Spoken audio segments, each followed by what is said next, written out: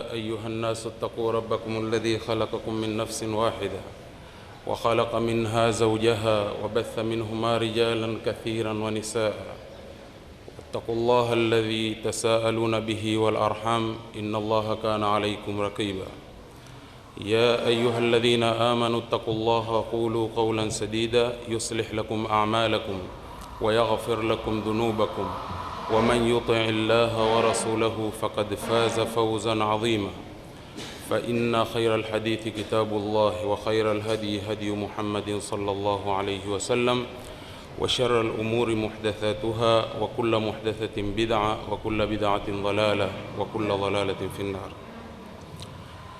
بعدكم حميد Mwenyezi Mungu Subhanahu wa Ta'ala na kumtakia rehema Mtume Muhammad sallallahu alaihi wasallam.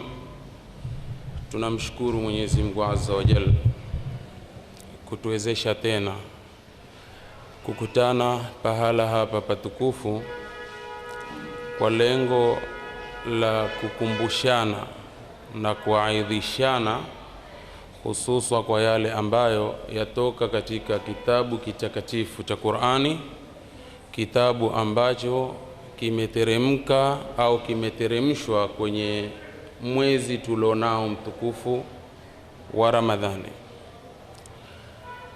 Ni kuregesha shukurani kwa Mwenyezi Mungu kama tunavyokariri, ya kule kuingiliwa tena na mwezi mtukufu wa Ramadhani kwenye mwaka tulionao.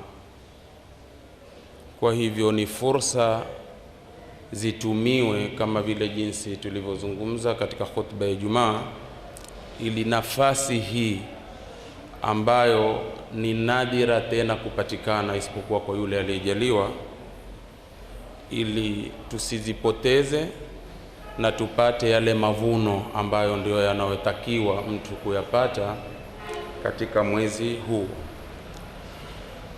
Ninaregesha tena shukurani kwa Mwenyezi Mungu Subhanahu wa Ta'ala kutuwezesha kwenye kikao hiki cha leo kukumbuka uwezo wa Mungu wa kutupa siha tukaweza kuitafsiri Suratun Nur mwanzo mpaka mwisho. Alhamdulillah alladhi bi ni'matihi tatimmu salihat. Pia kutuwezesha kuitafsiri Suratu Yasin mwanzo mpaka mwisho, na kutuwezesha kuitafsiri Suratul Hujurat mwanzo mpaka mwisho, pia Suratul Talaq mwanzo mpaka mwisho. Namshukuru Mwenyezi Mungu Subhanahu wa Ta'ala juu ya hilo, kuniwezesha kuweza kuzianza sura hizi na kuzitafsiri na kuweza kuzihatimisha. Salafu na saleh, wema waliotutangulia, mpaka hawa wafuasi wa juzi na jana waliofuata ile mikondo ya walimu wa Uislamu huu ambao ni sahabatu Rasulillah, ilikuwa mtu kusimama kutunga kitabu, ile siku ya kumaliza kukitunga kile kitabu, kwa hapa ndipo nilipokusudia kukihitimisha kitabu hiki, wallahi alikuwa akilia kama siku alofiliwa. Na pengine wewe unaweza kujiuliza, mtu andike kitabu kwenye kukihatimisha kile kitabu awe analia kwa nini?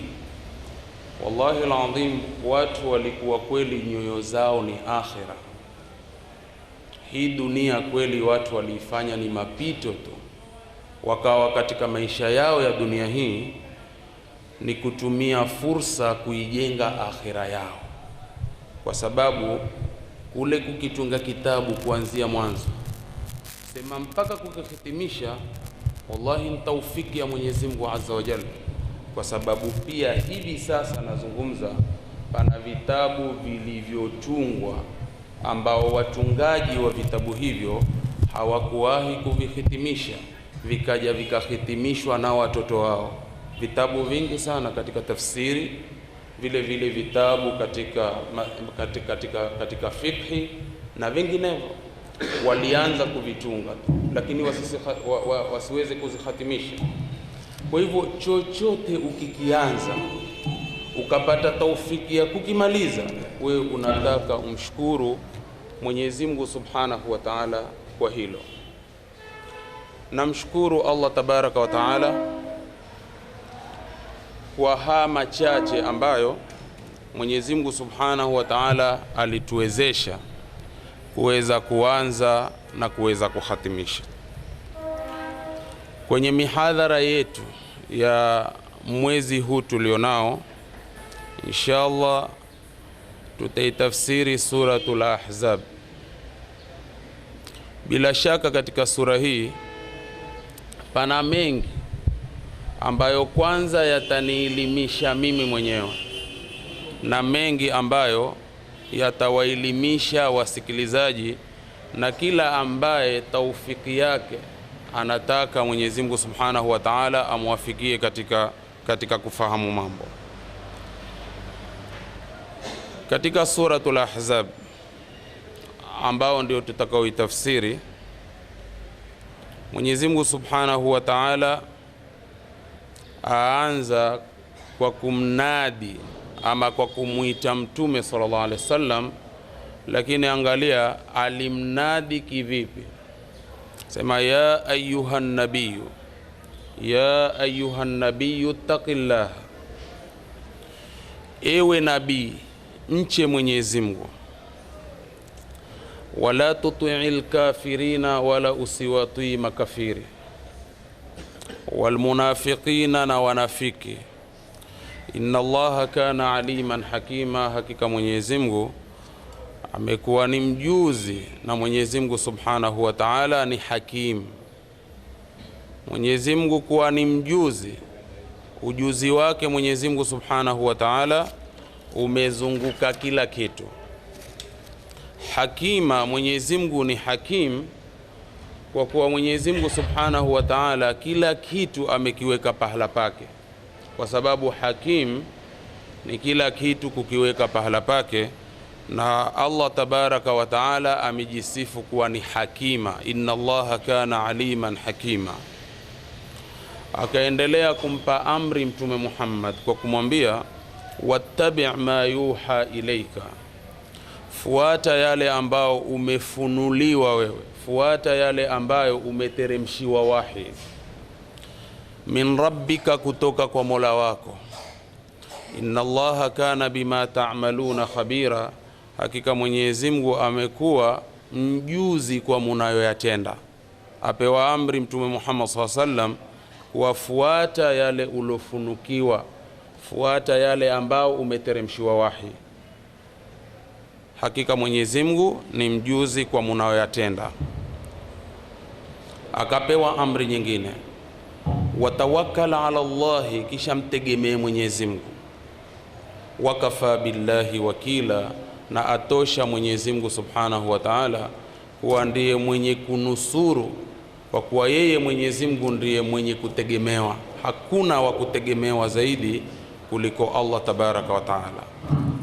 Amepewa amri ya kwanza kuambiwa ittaqillah, aambiwa mtume muogope Mwenyezi Mungu. Kisha akakatazwa kuambiwa usiwatii makafiri na wanafiki. Hakika Mwenyezi Mungu ni mjuzi na Mwenyezi Mungu ni hakimu. Akapewa amri fuata wahi uloteremshiwa wewe kutoka kwa Mola wako. Hakika Mwenyezi Mungu ni mjuzi kwa munayoyatenda. Akapewa tena amri watawakkal ala Allahi, mtegemee Mwenyezi Mungu. Wakafa billahi wakila, na hutosha Mwenyezi Mungu Subhanahu wa Ta'ala kuwa ni wakila mwenye kunusuru. Tayyib, kwanza suratul Ahzab.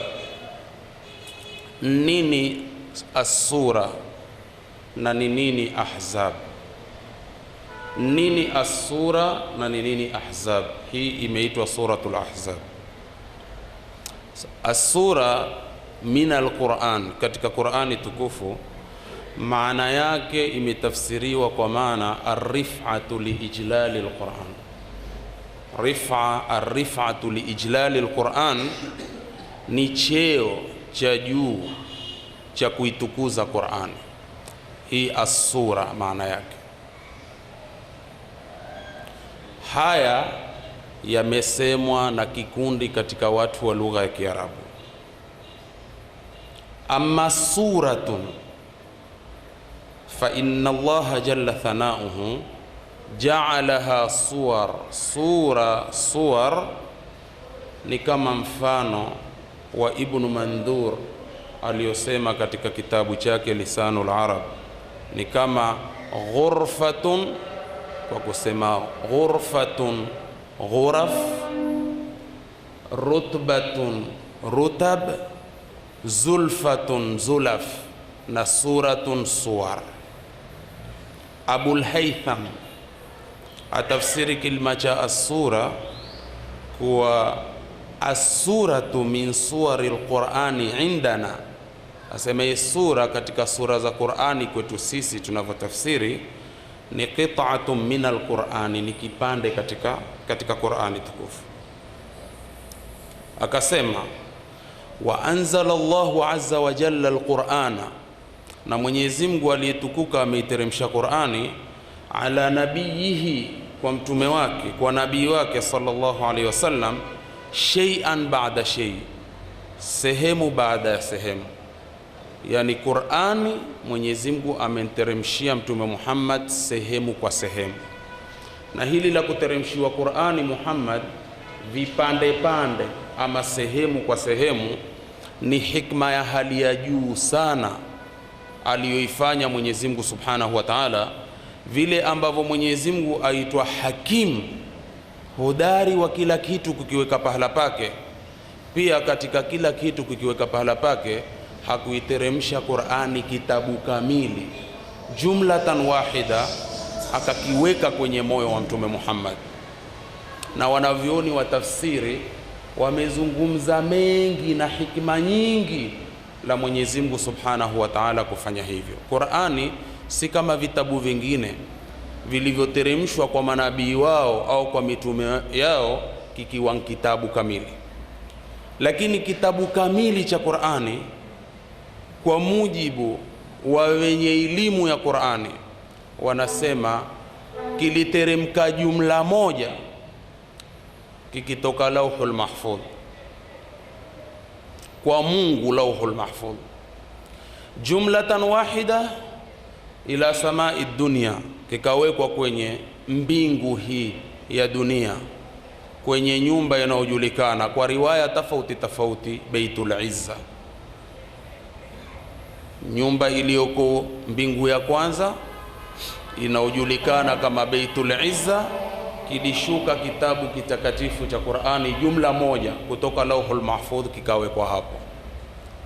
At-tanazzulu thani, kuteremshwa kwa sampuli ya pili hii Qur'ani ni kule kuteremka kwake kutoka Baitul Izza kuja kuwekwa kwenye moyo wa mtume Muhammad sallallahu alaihi wasallam, na hapo ilifanywa vipande pande, iliwekwa Qur'ani kwenye moyo wa mtume vipande pande. Mal hikmatu fi dhalik, pana hikma gani katika hilo? Kushushwa Qur'ani kunakojulikana kama at-tanazzulul awwal, Lauhul Mahfudh jumla moja kije kiwekwe kwenye Baitul Izza, kisha kitolewe Baitul Izza kwa at-tanazzulu thani kiwekwe kwenye moyo wa mtume Muhammad vipande pande.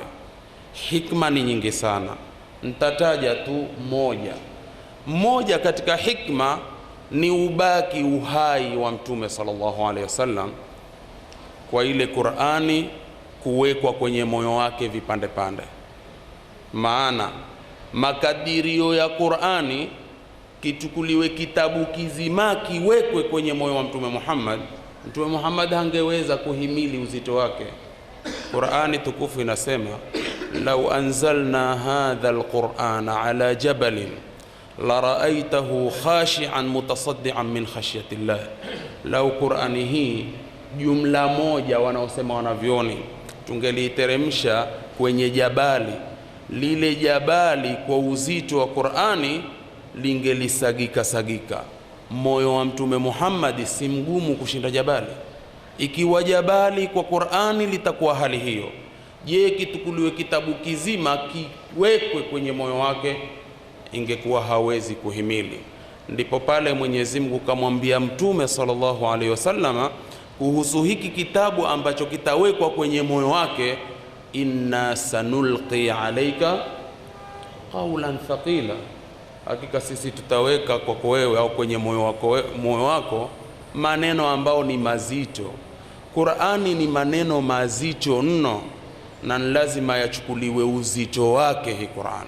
Kwa hivyo hakuteremshiwa Mtume Muhammad kitabu kamili kama vile walivyoteremshiwa mitume mingine. Tayib,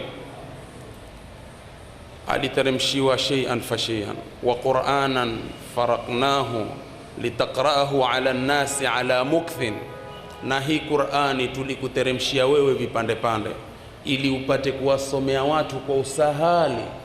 Na ni kweli kungekuweko uzito kwa kitabu kamili, kwa sababu pana sharia ambazo zilinasihiwa kwa hikma. Sasa ikiwa kitabu moja kwa moja kimeteremshwa, ingelipotea hii hikma. Allah tabaraka wa taala akafanya hivyo ili zile hikma zake zote zipate kubaki pale pale, na Mtume sallallahu alaihi wasallam akateremshiwa Qur'ani vipande pande mpaka kukamilika kwake. Akaifanya hii Qur'ani ni mufassala, kwa kuwa Qur'ani akakifanya ni kitabu kilichopambanuliwa. Qur'ani ni kitabu kilichopambanuliwa, Sheikh, kwa maana hakuna tena uzito atakaoupata mtu kwa kutoelewa mambo kupitia kwa Qur'ani. Qur'ani ni kitabu ambacho kimepambanuliwa. Mwenyezi Mungu Subhanahu wa Ta'ala asema kitabun uhkimat ayatuhu thumma fussilat min ladun hakimin hamid. Hii Qur'ani ni kitabu ambacho uhkimat ayatuhu, kimehikimishwa aya zake, thumma fussilat, kisha kikapambanuliwa, kikawekwa wazi kutoka kwa Mwenyezi Mungu Subhanahu wa Ta'ala, ambaye ana sifa za hakim, mzuri wa kuweka kitu kila pahala pake. Kwa hivyo hii Qur'ani imepambanuliwa kabisa. Kisha akasema na akabainisha kila sura toka mwake mpaka mwisho wake, kila sura mwanzo wake mpaka mwisho wake. Na Mwenyezi Mungu Subhanahu wa Ta'ala kaimaizi Qur'ani kwa kila sura nyingine ambayo inafuatia. Kwa hivyo hakuna mushkili. Haya yote yamezungumzwa na Ibn Mandhur katika Lisanul Arab juzu ya 7 safha 299.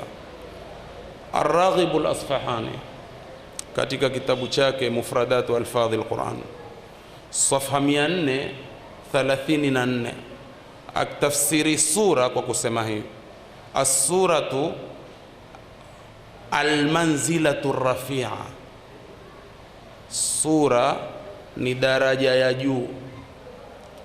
As-suratu ni al-manzilatu ar-rafi'a. Mshairi asema, na ubaiti huu umechukuliwa katika diwani ya An-Nabigha safha 18: alam tara anna Allaha a'taka suratan tara kulla malikin au tara kulla mulkin dunaha yatadhabdhabu. Huoni kuwa Mwenyezi Mungu amekupa daraja, kwa sababu ameitafsiri sura kwa maana daraja. Waona kila mfalme mbele yake basi hutetemeka tetemeka. Ametafsiri as-sura kwa maana al-manzilatu ar-rafi'a. Hani ya ufupi yaliyozungumzwa na Ibn Mandhur na Ar-Raghib al-Asfahani, kwa sababu kwenye as-sura tulitafsiri kwa urefu zaidi wakati Mwenyezi Mungu Subhanahu wa Ta'ala alipoianza Suratun Nur, kuianza kwa kilima cha sura, kusema suratun anzalnaha wa faradhnaha, akaanza kwa suratun. Nafikiri tulitafsiri kwa upana zaidi katika Suratun Nur. Nini maana ya ahzab? Ana hii sura inaitwa Suratul Ahzab. Nini maana ya ahzab? Al-ahzab imetokamana na fiili ya hazaba. Al-hizbu ni jamaatun nas, ni kundi la watu, na jam'i yake ni ahzab, makundi. Wal ahzab Na hii ahzabi ilivyotafsiriwa, walitafsiri junudul kuffari taallabu wa tadhaharu ala hizbi nabii sallallahu alayhi wasallam, ni majeshi ya kikafiri, maaskari wa kikafiri walojikusanya na kujitokeza kwa kikundi cha Mtume sallallahu alayhi wasallama kwa lengo la uvamizi na kuwashambulia. Wakasema nao ni Makureishi, wahum Quraish wa Ghatafan wa Banu Quraidha. Yote haya yatafafanuliwa katika mbele ya safari katika tafsiri. Na neno lake Mwenyezi Mungu Subhanahu wa Ta'ala katika kulithibitisha hili ahzabi katika Qur'ani, amtolea hikaya mmoja kati ya mitume kwenye da'wa yake. Alisemaje? Ya qaumi inni akhafu alaykum mithla yawmil ahzab, enyi kaumu zangu, mimi nawachelea nyinyi mfano wa siku ya yale makundi ya majeshi yaliyojikusanya kwa lengo la kumpiga Mtume sallallahu alaihi wasallam. Hapa wanavyoni wa tafsiri wanasema al-ahzabu hauna, ahzab hapa, kilima hiki cha ahzab hapa, qaumu nuhin ni qaumu ya Nuh, wa adin na qaumu ya Ad, wa thamud na qaumu ya Thamud, wa man uhlika ba'dahum na waloangamizwa baada yao. Kilima cha ahzab. Ukisema hizbur rajuli, hizbur rajuli kundi la mtu, yanakusudia ashabuhu, watu wake, wa junuduhu alladhina ala ra'yihi, na wale maaskari wake ambao wako katika fikra yake. Kundi la mtu na lile kundi likawa kwenye fikra ya yule mtu, kwa lugha ya Kiarabu hili kundi huitwa ahzab.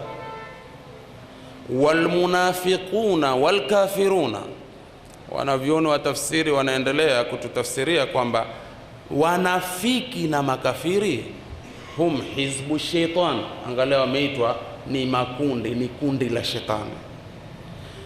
Wa kullu qaumin tashakalat qulubuhum, na kaumu yoyote, watu wote ambao nyoyo zao zimefanana, wa a'maluhum, na vitendo vyao vikafanana, fahum ahzabun, pia hao huitwa makundi, kwa kuwa nyoyo zao zimefanana na vitendo vyao vimefanana, fahum ahzab.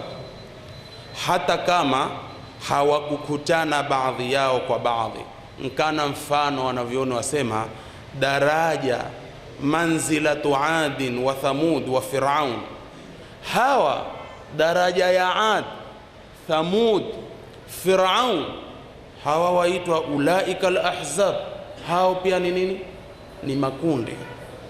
Wa kullu hizbin bima ladayhim farihun, Qur'ani nasema na kila kundi kwa lile waliloshikamana nalo wafurahika nalo, kwa kuwa wameshikamana nalo na kila mmoja kulipigania lile kundi lake. Tayib, hapa ametafsiri kwa kuwa kullu taifatin hawahu wahid, kila kundi ambao hawazao mmoja, kila kundi, kullu taifatin hawahu wahid, ni kundi hilo. Vile vile wakaendelea kusema walhizbu pia huingia ma yaj'aluhu ar-rajulu ala nafsihi min qira'atin wa salatin wa huwa wirdu ar-rajuli. Angalia wewe pia katika kusoma Qur'ani, kusoma hizb, waita watu hebu njooni hapa tusomeni hizb, alaysa kadhalik?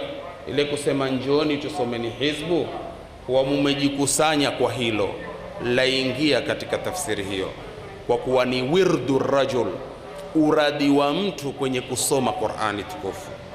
Na katika hadithi ilosema twaraa alayya hizbi min al-Qur'ani fa ahbabtu alla akhruja hatta aqdiyahu, imenitokezea mimi hizbu yangu katika Qur'ani nikapenda nsitoke mpaka niimalize. Ni kwa kuwa una uradi wake wa kusoma hizbu ya Qur'ani kwenye kila siku. Ndivyo walivyotutafsiria wanavyoni waheshimiwa. Yani yuridu annahu badaa fi hizbihi, akusudia kuwa yeye ameanza hizbu yake, ile uradi wake wa kusoma Qur'ani. Wal hizbu an-nasibu, wengine wasema hizb ni an-nasib, ni an-nasibu ni fungu. Waweza kusema a'tini hizbi min almali, nipa fungu langu la mali. Wametafsiri alhizbu kwa maana ya fungu, ay hadhi wa nasibi, nipe fungu langu, wa nasibi zote kwa maana moja. Alhizbu wamekuja kutafsiri an-naubatu fi urudi alma, kupeana kila mmoja kuchukua nafasi yake katika kuyafikia maji na kunwa maji. Yani an-nauba ni kundi hili kuja kunwa maji, likiondoka likaja kundi lingine kwa saa zake kwa masikizano. Ama watunga wawili wakasikizana kuwa huyu ataleta kwenye ziwa la maji ng'ombe wake wakati kadhaa, wakiondoka lije kundi nyingine. Na kilma cha urudil ma, pia hii kilma cha urud katika Qur'ani kimetafsiriwa kwa sampuli tatu. Urud imetafsiriwa kwa maana al-usul, kufika. Al-urud imetafsiriwa kwa maana ad-dukhul, kuingia. Al-urud vile vile imetafsiriwa kwa maana al-murur, kupita, na imekusudiwa kupita katika as-sirat. Pahala ambapo kilma cha al-urudu imetafsiriwa kwa maana al-usulu ni pale Mwenyezi Mungu Subhanahu wa Ta'ala aliposema falamma warada maa Madian. Warada wakatafsiria alipofika, ikimkusudia Musa alipofika kwenye maji ya Madian, hapo sehemu ambapo yako hayo maji. Qur'ani inasema falamma warada, kikatafsiriwa kilma cha warada kwa maana waswala, kufika.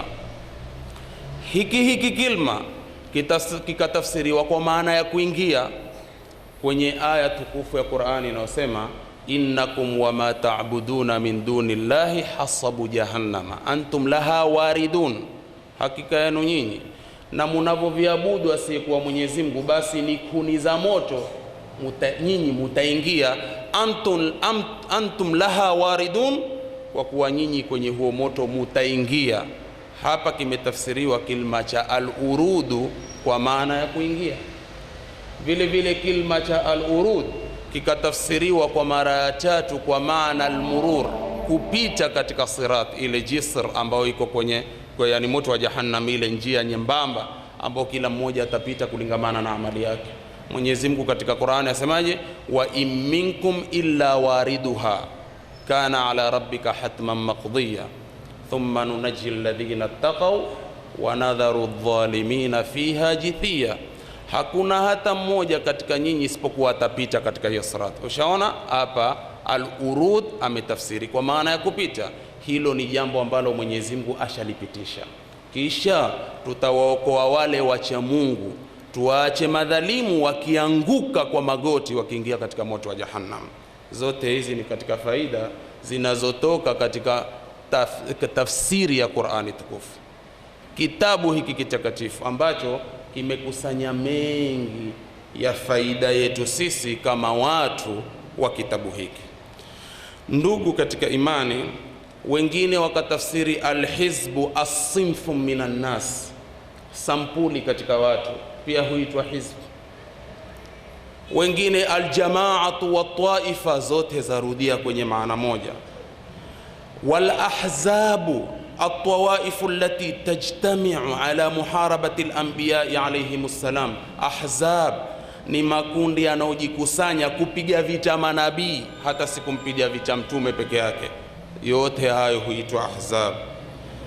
Na katika kutajwa ile yaumul ahzab, ukisema yaumul ahzab, hii hujulikana katika vitabu vinavyozungumza vita hivi hujulikana kama ghazwatul khandak. Vile vita vya Khandak ni ndizo ghazwatul ahzab. Haya yote pia yamesemwa na Ibn Mandhur katika Lisanul Arab safha 102 juzu ya 4. Al-Fayruz Abadi katika Al-Qamusul Muhit, Shihabuddin Abu Amr katika Al-Qamusul Wafi, yote wamenasa maneno haya na yanakurubiana yote katika maana. Toib, kuna walotafsiri hazaba kwa mtu fulani kumpiga vita fulani, ama mtu fulani kumpa nusra mtu fulani na kumtilia nguvu. Pia kuna walo tafsiri hivyo, na temko hili pia limetumika katika Qur'ani tukufu.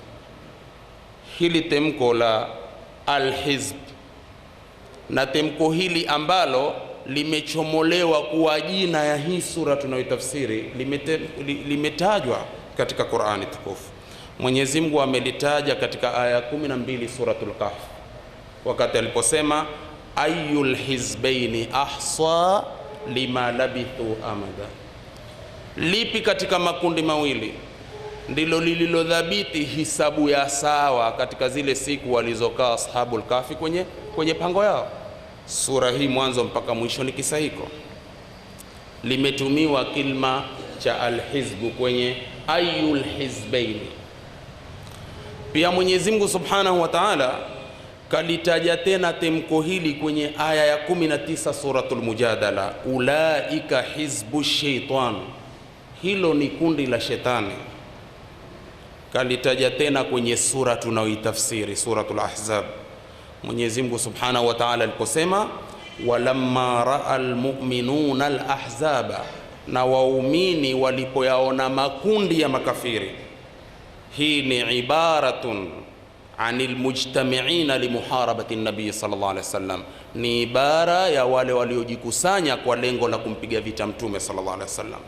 Temko hili Mwenyezi Mungu kalitaja katika aya 56 suratul Maida, fa inna hizballahi humul ghalibun, hakika kundi la Mwenyezi Mungu ndilo lenye kupata ushindi. Siku zote kundi la Mwenyezi Mungu ndilo lenye kupata ushindi. Na makundi duniani ni mawili yalotajwa katika Qur'an, imma ni hizbullah ama ni hizbu shaitan. Imma uwe ni katika hizbullah na imma uwe katika hizbu shaitan. Hizbullahi humul muflihun, hizbu shaitani ndivyo wenye kuhasirika. Fa inna hizballahi humul ghalibun, hakika kundi la Mwenyezi Mungu ndilo lenye kufaulu.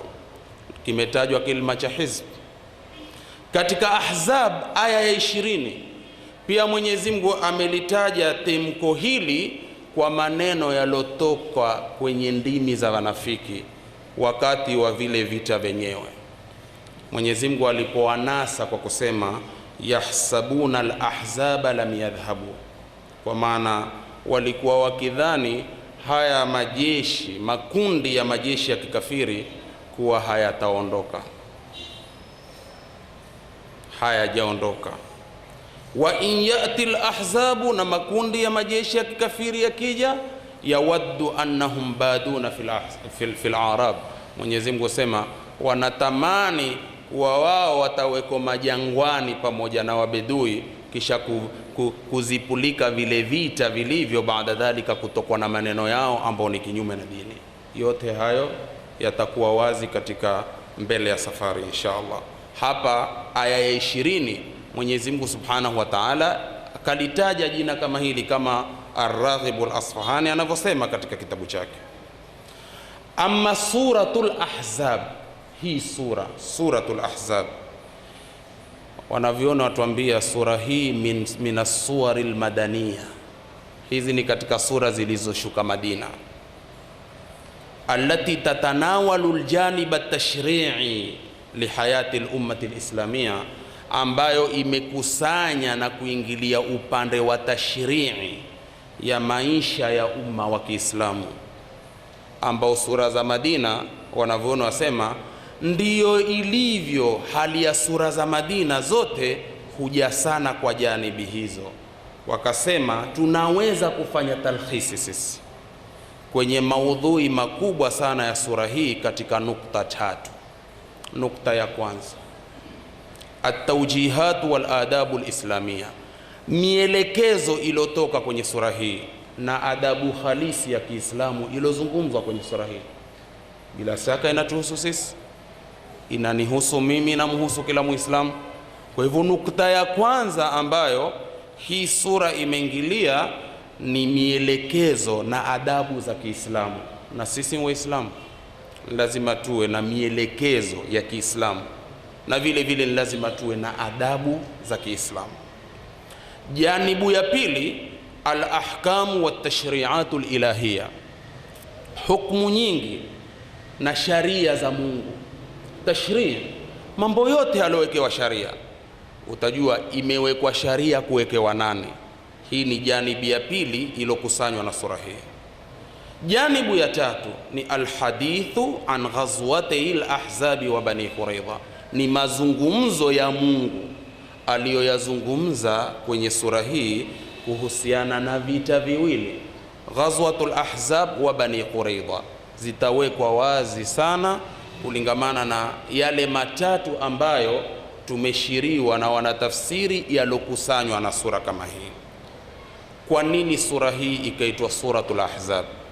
Limadha sumiyat hadhihi suratu bil ahzabi? Hii sura ni kwa nini imeitwa suratul ahzab? Imeitwa sura hii suratul ahzab lianna almushrikina, kwa sababu washirikina tahazzabu ala almuslimin, walijikusanya kwa lengo la kuwashambulia Waislamu, min kulli jihatin, kwa kila upande. Fajtamaa kufaru Makka maa Ghatafan wa bani Quraidha, wakajikusanya makafiri wa Maka pamoja na kabila hili Ghatafan na bani Quraidha ala harbi almuslimina, juu ya kuwapiga Waislamu. Walakin Allah raddahum madhurin, lakini Mwenyezi Mungu aliwarudi wakiwa wametahayari. Wakafa almu'minina alqital, na Mwenyezi Mungu akawatosheleza na hivi vita. Bitilka almu'jizati albahira, kwa ile miujiza ambayo ilidhihiri. Hii miujiza tutaieleza kwamba miujiza ya Mwenyezi Mungu ni mikubwa sana na nguvu za Mwenyezi Mungu ni kubwa sana. Waislamu hawakupigana lakini ushindi ukapatikana. Ndipo Mwenyezi Mungu akaanza sura kwa kusema hivi: ya ayyuhan nabiyyu, ewe nabii. Hebu sikiliza sana daraja ya mtume wetu, ya kwamba huu mtume Muhammad daraja yake ni kubwa kushinda mitume yote. Sikiliza hapa, nidaa imekuja kwa kusema ya ayyuhan nabiyyu. Tamwanza Muhammad al-Sabuni katika tafsiri yake Safwatut Tafasir, safha 511 juzu ya pili. Muhammad al-Sabuni asema an-nidau ala sabili at-tashrifi wat-takrima. Hii nida ya ayyuhan nabiyyu ni kwa njia ya kumpa utukufu mtume na kumpa takrima, ni heshima hiyo ya hali ya juu kumuita ya ayyuhan nabiyyu. Kwa nini? Lianna lafdha an-nubuwa, kwa sababu temko hili la an-nubuwa mush'irun bit-ta'dhimi wat-takrim, laleta maana ya ta'dhim na laleta maana ya takrim. Na Mungu kunadi kusema ya ayyuhan nabiyyu, aonyesha amempa takrimu ya hali ya juu na ta'dhimu ya hali ya juu. Haya ni maneno ya Muhammad al-Sabuni. Abu Suudi naye akasema fi nidaihi sallallahu alayhi wasallam, katika kule kumuita kwake mtume sallallahu alayhi wasallam, au katika kuitwa kwake mtume biunwani nubuwati, kwa unwani nubuwa, kuambiwa ya ayyuhan nabiyyu, tanwihun bishanihi, ni kurufaisha cheo chake, wa tambihun ala sumuwi makanihi, na ni kuzindusha watu juu ya daraja yake ya juu, kuwa huu mtume daraja yake ni ya juu sana, mpaka Mwenyezi Mungu kwenye kumuita kwake akamuita ya ayyuhan nabiyyu. Tutaangalia hapa iko tofauti kati ya kuitwa mtume hivi na kuitwa wengine, na wengine waliitwa hivi hivi. Haya ni maneno ya Abu Suud. Al-Imam al-Hafidh Abil Qasim Muhammad bin Ahmad ibn Jazyi al-Kalbi al-Ghirnati, kitabu chake hiki cha tafsiri chajulikana kama At-Tashilu fi Ulumi al-Quran, juzu ya 3 safha 239. Asemaje kuhusu Mungu kumuita mtume ya ayyuhan nabiyyu?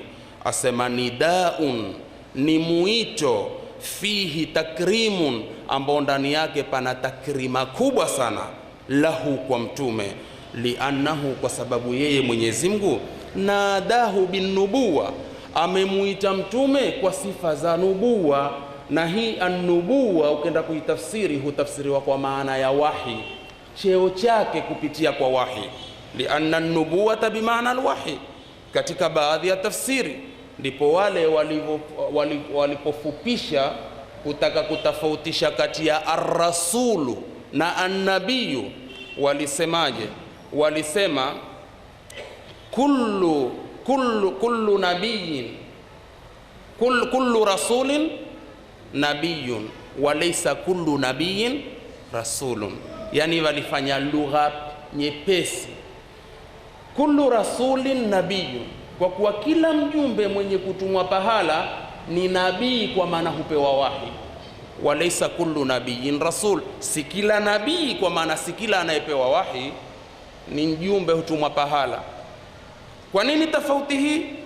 Kwa sababu tumeona katika vigawanyo vya wahi, kana mwenye Mannaul Qattan alipozungumza vigawanyo vya wahi, shetani wahi wake kupeleka. Shetani pia ana wahi wake kupeleka kwa mashetani wengine.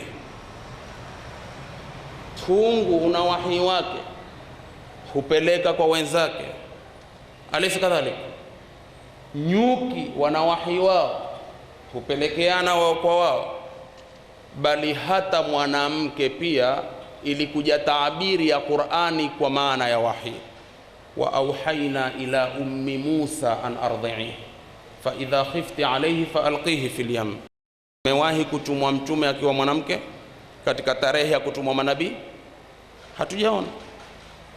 Uliteremka wa auhaina wa auha rabbuka ila an-nahli, alaysa kadhalika, an ittakhidhi min aljibali buyutan. Tulipeleka wahi kwa Nahl. Nahli ni nyuki, kwamba kuwachengezeni kupitia kwa majabali majumba yake. Basi sisi twafaa sisi nyuki akitoaje sema Allahumma salli wa sallim alayhi, kwa kuwa ametajwa nyuki? Hatuwezi kusema hivi. Nini ni maana hiyo ya wahi? Waliweka ufupi, kullu rasulin nabii walaysa kullu nabiyin rasulun. Sasa hapa ameitwa mtume kwa sifa za wahi, ya ayuhan nabiyyu wanada saira al-anbiya. Mwenyezi Mungu akawaita manabii wengine biasmaihim, kwa majina yao. Hii yatosha kuwa ni tofauti kubwa sana ya utukufu wa mtume Muhammad. Katika tafsiri inayojulikana kama al-Bahrul Muhit ya Muhammad bin Yusuf al-Shahir bi Abi Hayyan al-Andalusi, juzu ya 7 safha 206, asemaje? Asema hadhihi suratu madaniya, sura hii iliteremka Madina, hii suratul Ahzab, ya ayuhan nabiyyu.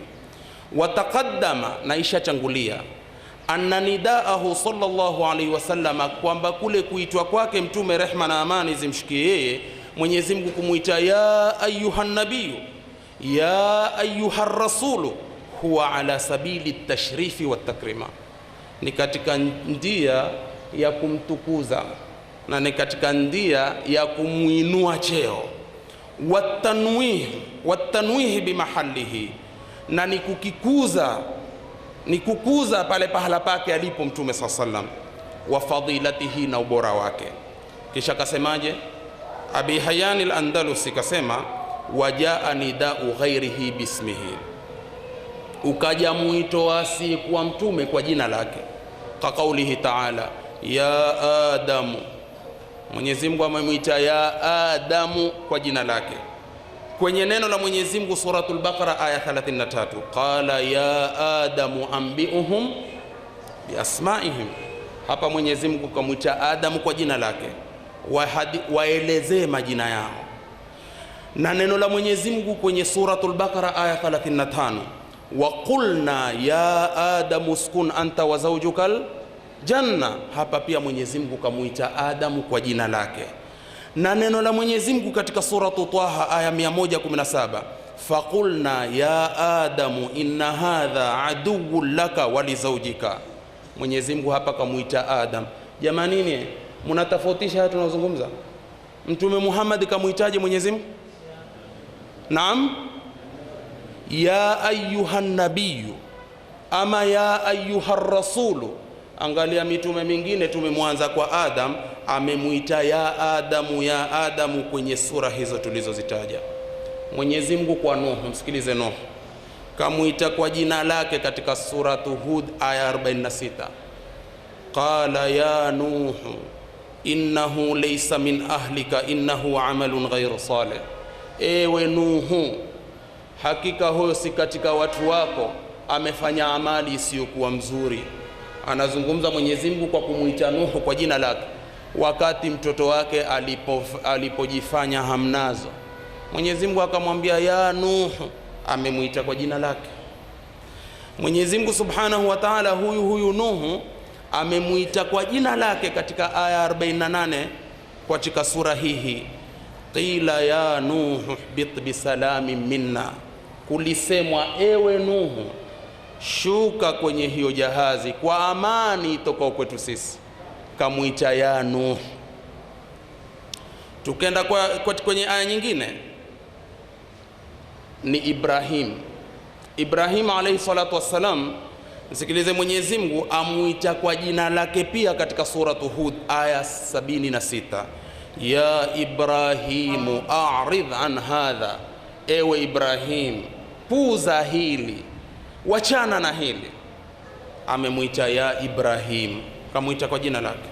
Na katika suratu Swafat aya 104 Mwenyezi Mungu pia Ibrahim kamuita kwa jina lake, wanadainahu an ya Ibrahim, tukamuita ewe Ibrahim, qad saddaqta ar-ru'ya inna kadhalika najzi al-muhsinin. Pia Mwenyezi Mungu kamuita kwa jina lake. Mwenyezi Mungu kamuita Musa, si wote ni mitume hiyo jamani? Akamuita Musa kwa jina lake katika aya 17 suratu Taha, wama tilka biyaminika ya Musa, kamuita kwa jina lake. Akamuita katika suratu Namli aya ya 9 pia kwa jina lake, ya Musa innahu ana Allahu Allah al-azizul hakim. Kamuita ya Musa kwa jina lake. Kwenye aya ya 10 pia suratu Namli Mwenyezi Mungu kamuita Musa kwa jina lake, ya Musa la takhaf inni la yakhafu ladayya al-mursalun. Ya Musa la takhaf, ewe Musa usiogope. Kamuita kwa jina lake. Kamuita kwa jina lake kwenye suratu Taha aya 40, thumma ji'ta ala qadarin ya Musa, kisha ukaja kama ulivyokadiriwa ewe Musa. Akamuita Musa. Vile vile Mwenyezi Mungu Subhanahu wa Ta'ala kamuita Musa kwa jina lake katika suratul A'raf aya 114, qala ya Musa inni istafaituka ala nnasi birisalati wa bikalami. Amemuita kwa jina lake. Isitoshe ikhwatal iman, Mwenyezi Mungu akamuita Daud, si mmoja katika mitume, pia Mwenyezi Mungu kamuita kwa jina lake.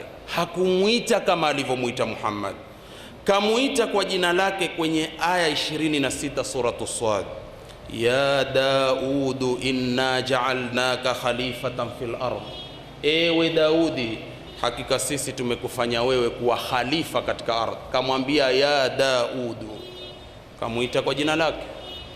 Isa alayhi salatu wassalam ni katika mitume.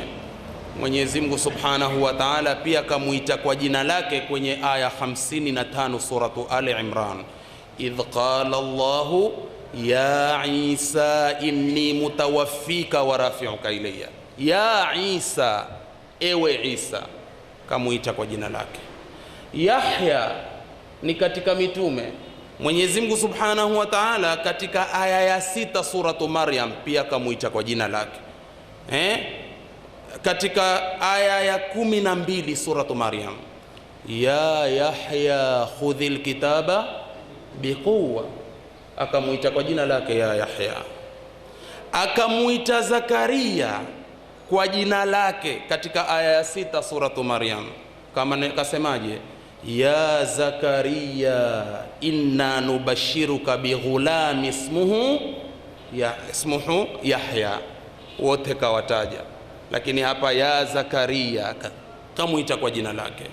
Sasa umeona silsila yote hii ilotajwa katika aya tofauti tofauti tulizozitaja na sura zake na namba za aya zake, dalili wazi ya kuwa Mtume Muhammad kapewa tashrifu ya hali ya juu. Hakumuita ya Muhammad, kamuitaje? Ya ayyuha an-nabiyyu, ama kamuita ya ayyuha rasulu. Hii ni daraja kubwa ya mtume kuwashinda wote hawa walotajwa majina yao katika Qur'ani tukufu. Muhammad bin Yusuf, huyu ambaye ajulikana kwa jina Abi Hayyan al-Andalusi, kwenye tafsiri yake hii Al-Bahrul Muhit asema, wa haythu dhakarahu ala sabili al-ikhbari anhu bi annahu rasuluhu swaraha bismihi. Umeona hapa Abi Hayyan al-Andalusi asemaje? Kwa namna ambavyo ametajwa mtume kwa njia ya kutolea habari. Kutajwa mtume kwa njia ya kutolewa habari kwenye Qur'ani, Mwenyezi Mungu kaliswarihi jina lake vile njia ya kutolea habari, kana kusema Muhammadur Rasulullah. Muhammad ni nani? Ni Rasulullah, ni mjumbe wa Mwenyezi Mungu. Hapa kutolea habari hakumuita ya Muhammad, na masala yako kwenye Mungu kumuita. Kwenye kumuita alimuita ya ayyuhan nabiyyu, ama alimuita ya ayyuhar rasulu, lakini kwa ndia kutaka kutolea habari watu kuwa nani huyu, kataja jina lake, kama hii kusema Muhammadur Rasulullah, aya 29 suratul Fath, ama wama Muhammadun illa rasulun, aya 114 suratu Ali Imran. Hapa sema amemjulisha mjumbe wake kwa watu, akawafundisha watu wamuite kwa namna ambavyo Mwenyezi Mungu hakukusudia isipokuwa kujuza watu na kuwatolea watu habari, likataja jina lake kama ilivyokuja katika nida nyingine. Huja akamuita Mwenyezi Mungu Subhanahu wa Ta'ala kwa jina hili hili la ujumbe, kama pale alivyosema laqad ja'akum rasulun min anfusikum, kutolea habari, aya 128 katika suratu Tauba, aya 30 katika suratu Furqan, wa qala ar-rasulu ya rabbi inna qaumi ittakhadhu hadha al-Qur'ana mahjura, kamwita ya ayuha rasul. An-nabiyyu awla bil mu'minin katika suratul Ahzab aya 6 na nyinginezo katika aya chungu mzima za Qur'ani.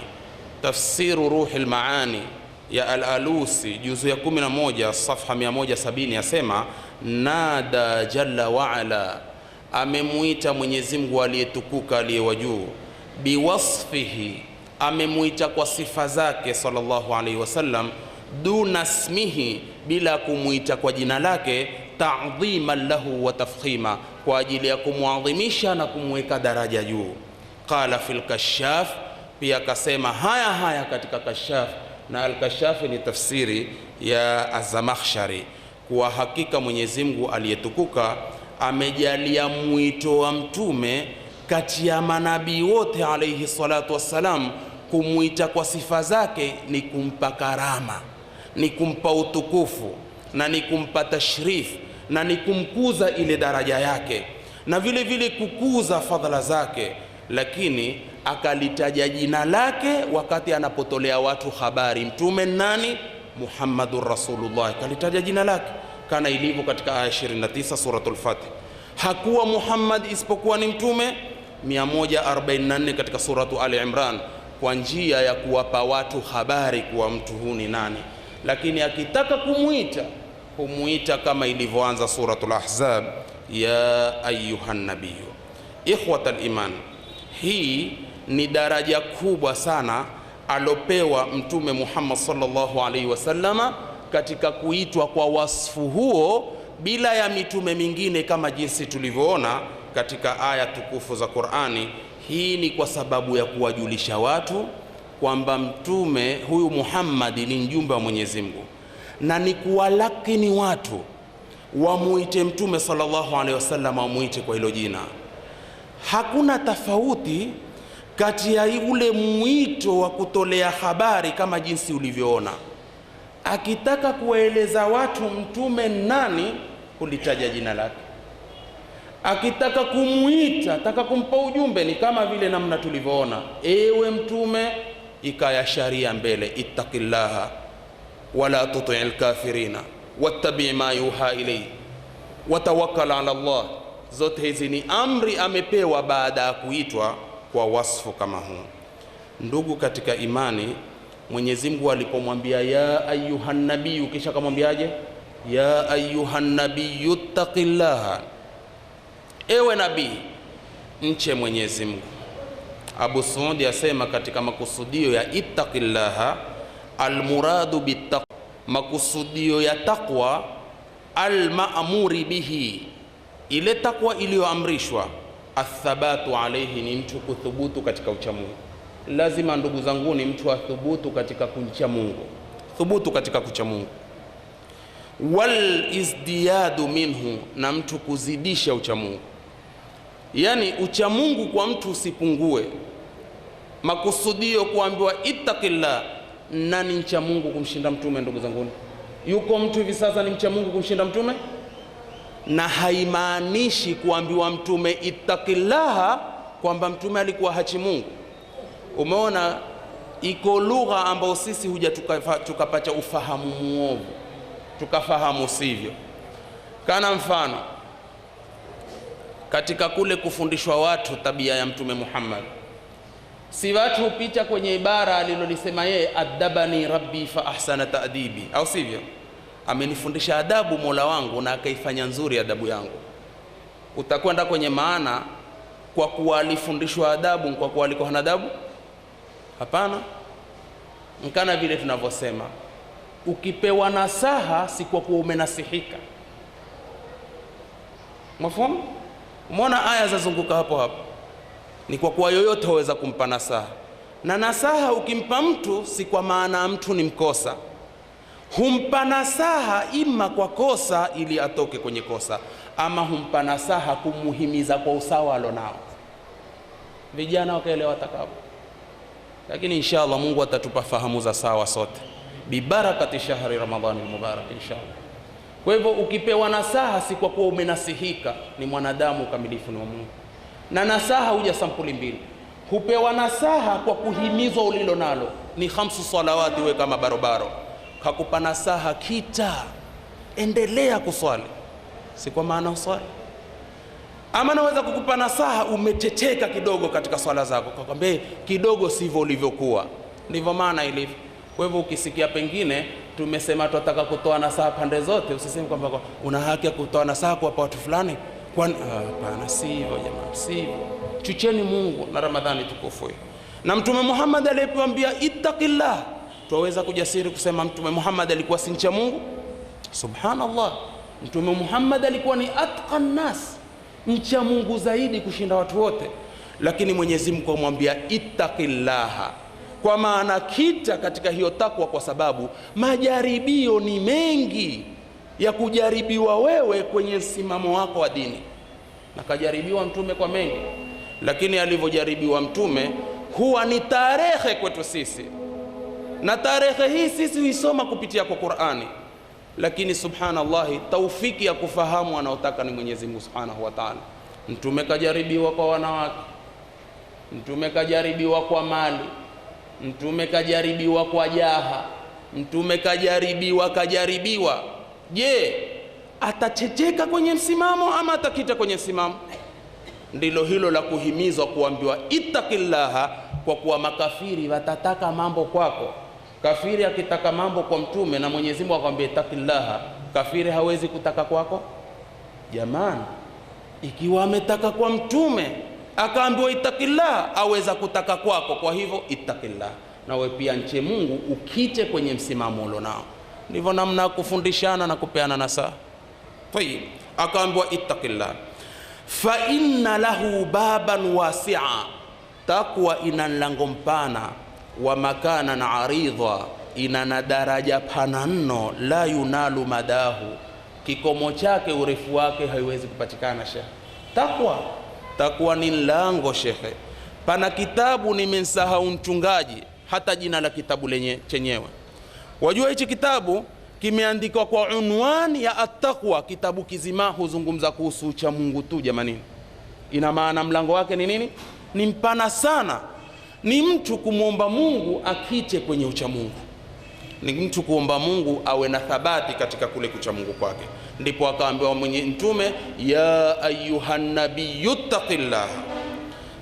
Talq ibn Hubaybi asema at-taqwa, hii taqwa aloamrishwa mtume SAW kwenye hii aya, an ta'mala bi ta'ati llahi. Taqwa maana yake wewe ni kufanya utiifu wa Mungu, ala nuri min Allahi, kwa nuru ya Mungu, tarju thawaba Allahi, ukitarajia thawabu za nani? Umeona, kila kitu ndini, kila kitu ni ibada. Yani ufanye utiifu wa kumtii Mungu kwa miangaza ya Mungu alokuongoza kwenye ule utiifu, usitui utakavyo tena. Hapo hapo uwe na matarajio ya kumtarajia Mwenyezi Mungu Azza wa Jalla katika kule kumtii kwako. Kisha karudi kinyume, kasema wa antatruka ma'siyata Allah. Ucha Mungu ni kuata kumwasi Mungu, ala nuri min Allahi, kwa nuru ya Mungu, makhafata adhabillah, kwa ajili ya kuogopa adhabu ya Mungu. Kwa hivyo ina maana kubarikiwa twaa nuru ya Mungu, shukuru Mungu. Alaysa kadhalika ikhwatal iman? Wewe kubarikiwa kuwa ni mtuifu, ni barobaro 5 salawati, ni barobaro, ni msimamo kamili wa kwenye mambo yote ya kustahiki msimamo. Wallahi sema alhamdulillah, kuna watu ambao hawakupata baraka hizo. Sasa ukijigamba ndugu yangu, na haya ndio wanaotusikitisha, ukijigamba, ukijipa kiburi, ukijipa riaa, sasa kwamba mimi ni hivi, mimi ni mcha Mungu, sasa mimi msimamo wangu ni hivi, kwa kujitangaza, ni hatari. Waweza kuharibikiwa na amali yako, na hatupendi sisi uharibikiwe. Kijana, tunataka ukite kwenye msimamo wako, upate baraka za maisha yako ya duniani, na uwe minal faizina kesho mbele ya Mwenyezi Mungu Tabaraka wa Taala. Ndio ikawa ni hatari. Nishati tunasihiane penye kunifahamu mtakavyo ndini na Mungu wenu, au sivyo? Lakini wa ma'ala rasuli illa albalaghul mubin. Mimi nikuweka sawa tu ule ufahamu wangu katika vile nilivyochungilia katika vitabu.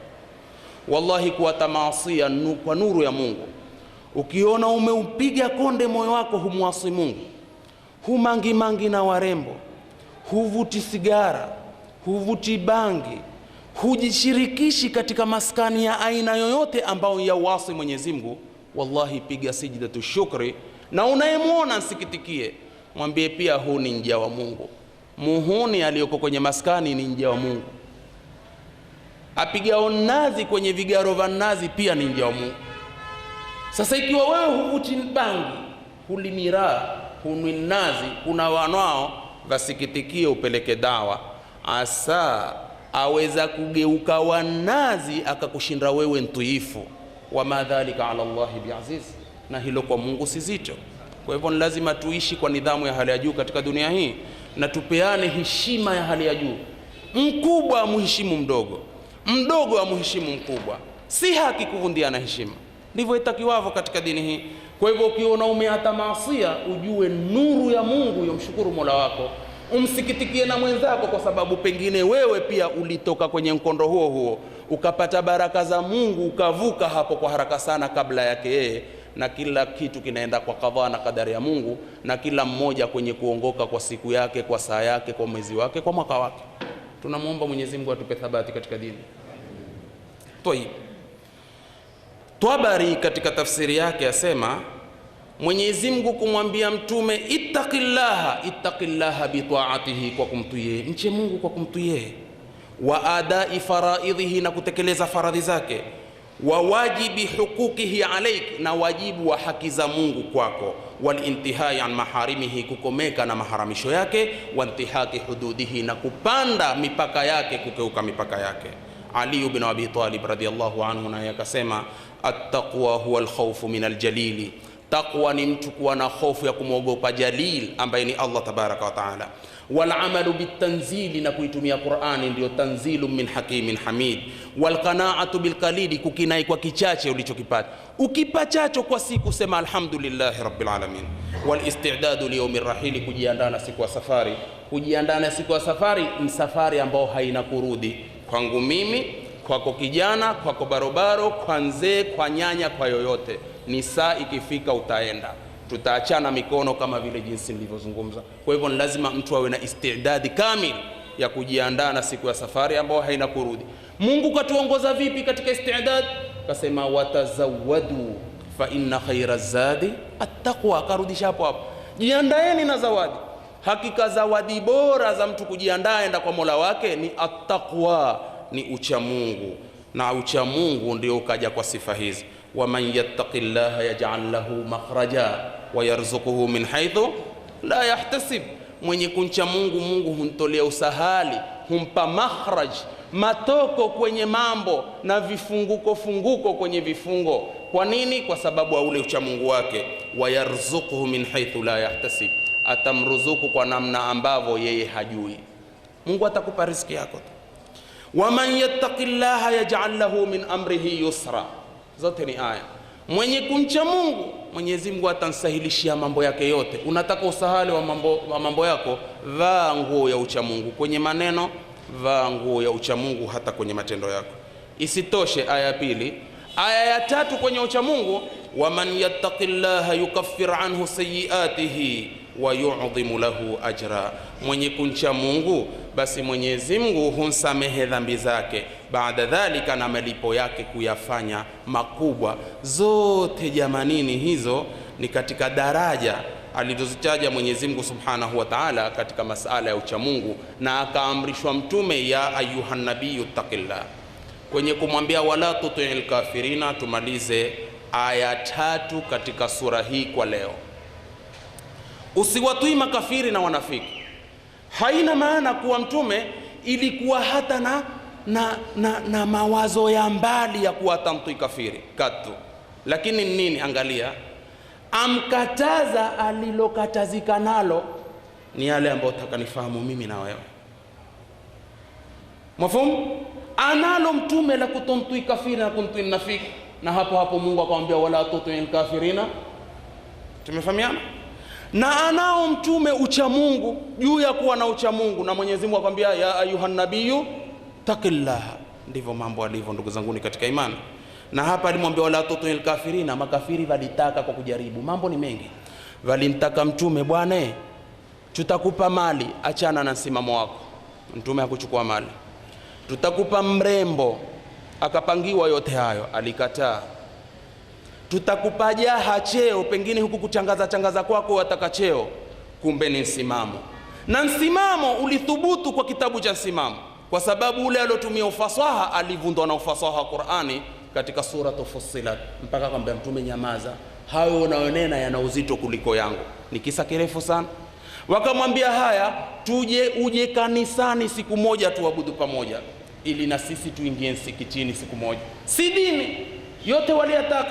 Qul ya ayyuhal kafirun la a'budu ma ta'budun wala antum 'abiduna ma a'bud. Lilitaka haya kukatakiwa chungu nzima. Anza kuanzia waqalu lan nu'mina laka hatta tafjura lana min al-ardi yanbu'a, katika suratul Isra, alaysa kadhalik, mpaka subhanallah hal kuntu illa bashar rasula. Ni matakwa haya waliyataka makafiri, na mtume Mwenyezi Mungu Subhanahu wa Ta'ala akamwambia wala tuti'il kafirina wal munafiqina inna Allaha kana aliman hakima. Aya kwanza akamwambia wattabi' ma yuha ilay, fuata tu wahi uloshushiwa, kwa sababu mtume mwenyewe alikuwa na sifa wama yantiqu anil hawa in huwa illa wahyun.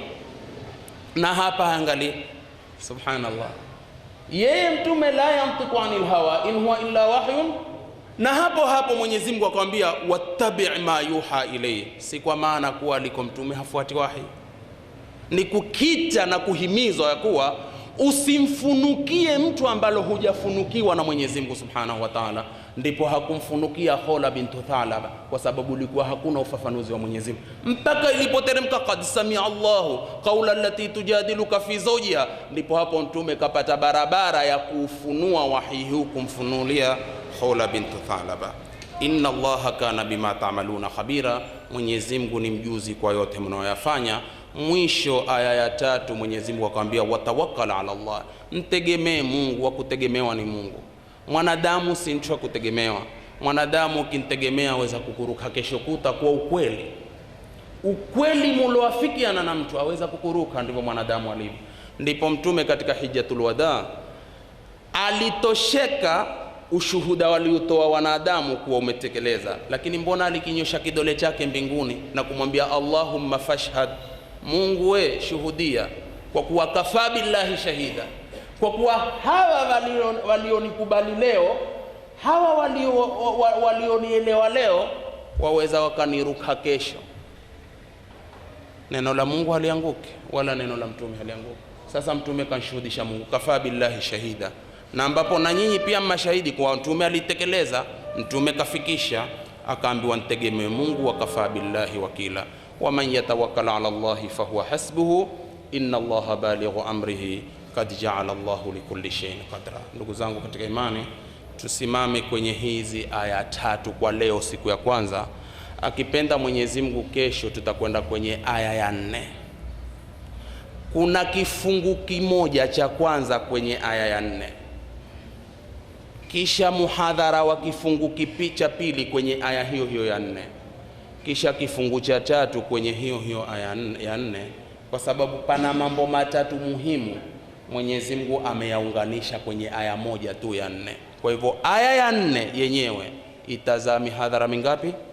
Mwenyezi Mungu atupe faida fi dunia wal akhirah, na Mwenyezi Mungu atujalie ni katika watu wa Qur'ani, na Mwenyezi Mungu asahilishe akili zetu kuifahamu Qur'ani, aondoshe vifundo vya ndimi zetu, utoke ufasaha wa kuelewa watu yanayoelezwa, athibitishe nyoyo zetu katika dini, atufishe tukiwa na istikama katika dini, na atuhukumu Mwenyezi Mungu kwa vile anavyojua yeye kutujua sisi nyoyo zetu, kwani sisi twahukumiana udhahiri, lakini Mwenyezi Mungu ndiye anayejua siri ya kila mtu.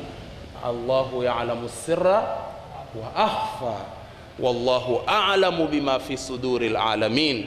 Mwenyezi Mungu Subhanahu wa Ta'ala tunamuomba atupe fi dunia hasana wa fil akhirati hasana, atukinge na adhabu ya moto, na Mwenyezi Mungu atakabali saumu zetu, ajalie mkusanyiko wetu huu ni mkusanyiko wenye kurehemewa, na ajalie Mwenyezi Mungu nyoyo zetu zishikane kwa ajili ya dini, na atujalie Mwenyezi Mungu katika watu wa kupachana na kusameheana kwa ajili ya Mungu. Allahumma arina alhaqqa haqqan warzuqna tibaa wa arina albatila batila warzuqna tinaba. ربنا تقبل منا إنك أنت السميع العليم وتب علينا إنك أنت التواب الرحيم. اللهم إنك عفو كريم تحب العفو فاعف عنا. اللهم إنك عفو كريم تحب العفو فاعف عنا. اللهم اجعل جمعنا هذا جمعا مرحوما وتفرقنا من بعده مؤيدا معصوما. اللهم ألف بين قلوبنا واصلح ذات بيننا واهدنا سبل السلام وجنبنا الفواحش ما ظهر منها وما بطن. وصلى الله على محمد وآله وصحبه وسلم. Siku ya kwanza nataka kupumua, sitaki swala aina yoyote. Kuanzia kesho akipenda Mwenyezi Mungu, hata masuala ya leo ya dhabiti tutaweka uwanja wazi ili kufahamishana liajlillah. Subhanakallahumma bihamdik nashhadu an la ilaha illa ant nastaghfiruka wa natubu ilayk.